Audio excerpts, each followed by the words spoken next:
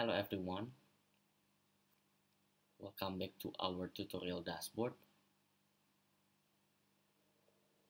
If you focus more on the content analysis, you can just click here, the module of the content analysis.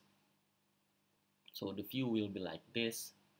You can see the total of postmate that you have created, the total like that you gathered, comment, and also the average of engagement rate. You can also set up the time frame. We give you several templates like today only, 1 week, 2 weeks, 1 month, or even you can customize the time frame itself. If you scroll down, you can see the day-to-day performance, peak time, word cloud,